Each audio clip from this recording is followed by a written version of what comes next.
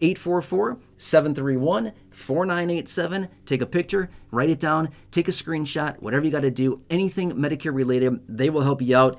And it's free Medicare help, which is absolutely amazing. They've helped thousands of you in the last year and a half or so collectively save multiple millions of dollars, which is really, really cool. They will help you. You'll connect with a real life human, a trusted advisor right here in the United States, and they will help you start to finish anything Medicare related. There you go. Phone number, serving it to you on a silver platter, completely for free. Absolutely incredible. All right, anyway, drop your comments down below. How much do you think that your benefits would need to increase?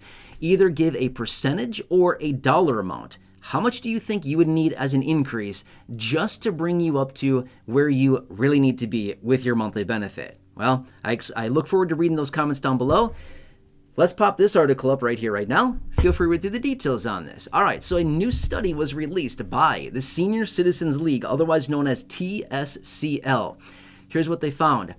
Right now, I'm filming this video in the middle of 2026, okay? Going back 10 years, to 2016, good old 2016, remember that?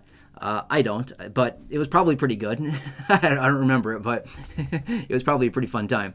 But anyway, going back to 2016, here's what they found. Social Security benefits have lost 13.7% of their buying power in the last 10 years. That's nuts, 13.7%.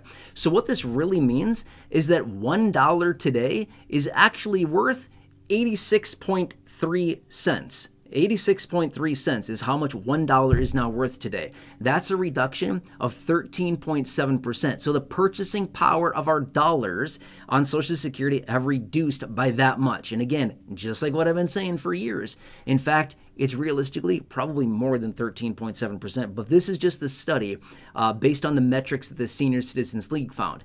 Now, they also found that the average beneficiary would need to see an increase to their monthly benefit by $295.85 a month. A month. That's about $3,600 a year more is what beneficiaries would need in their monthly benefit just to bring us up to where we're supposed to be. That's nuts, right? So basically, we're getting stiffed at a tune of about $3,600 a year by Social Security because they can't do simple math and figure out that real inflation is a lot higher than what they're telling us, and therefore beneficiaries continue to fall behind. No wonder why we see report after report, like multiple of these a week, saying seniors are falling behind at the greatest pace in history.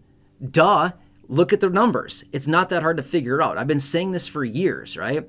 So here's what Senior Citizens League is suggesting. And again, I'm just going to say this.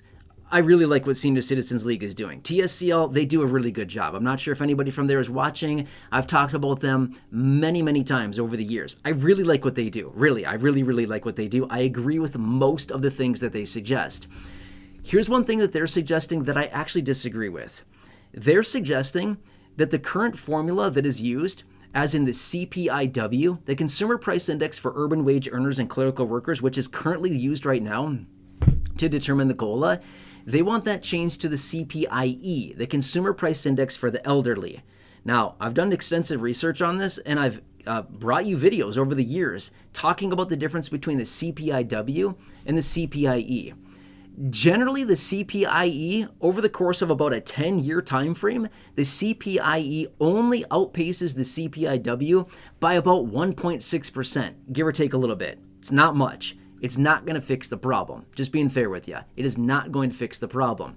Now, here's what's interesting.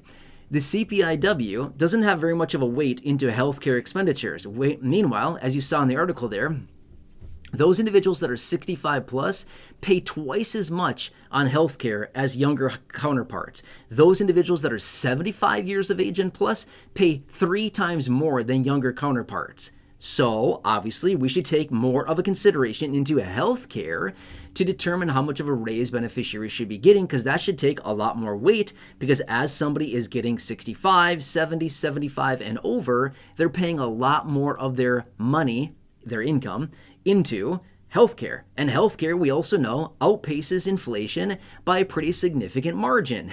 So therefore, we should probably adjust benefits more based on those factors. Now, that's what Senior Citizens League is suggesting, is an adjustment from the CPIW to the CPIE. It would help out a tiny bit. It wouldn't fix the problem at all. Here's what I have suggested, and I've been very clear about this. Either semi-annual, as in twice annually, or even better, quarterly adjustments to monthly benefits to better reflect real inflation in real time. Okay, because right now, remember, they use inflation data from the third quarter over the previous year's third quarter, and the difference of inflation is the COLA for the following year. It's a terrible way that they do this. But I've suggested changing the metrics in the way that the inflation is gathered, and then also doing quarterly adjustments to monthly benefits. So literally 4 times a year, we're seeing adjustments to benefits based on inflation, real-time, like real-time inflation for that respective quarter. And beneficiaries are seeing four annual adjustments to their benefit. Obviously, each adjustment will be smaller than the annual adjustment, right? As in, you might get an adjustment per year of, say, 2.8%, but a quarterly adjustment might be 0.9% or 1.1% or whatever. But annualized, it's going to be significantly higher. And it's adjusting benefits as we're living our lives, paying for real inflation at that time. So that's what I've suggested.